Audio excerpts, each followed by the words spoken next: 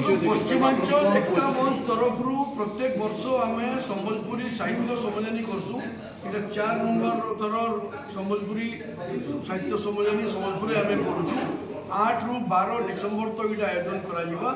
इटा आम 2018 आरंभ करूँ। तार मुख्य उद्देश्य हूँ संबलपुरी साहित्य कलार प्रचार और प्रसार तार संगे संगे जेन माने संबलपुरी भाषा संगे जड़ित जेन माने कविता लिखूँ कि ड्रामा करूँ कि नाटक करूँ कि नाच करूँ जेन माने जड़ित अच्छा समस्त को डाकिकी गोटे जगह ठोज कर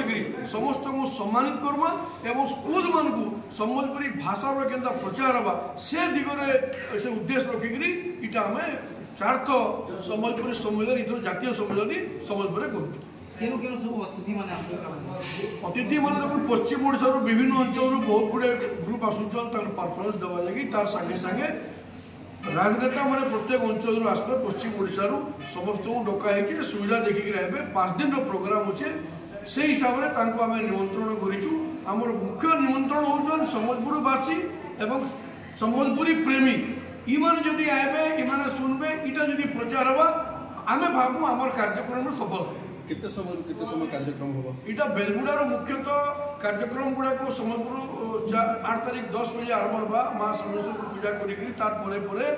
2 बजे प्रोग्राम अच्छे केबे जीके अच्छे केबे क्विज कंपटीशन अच्छे 5 बजे सांस्कृतिक कार्यक्रम गुड़ाक अच्छे 10 बजे सारण सब सम्मानित किए हेबे कोन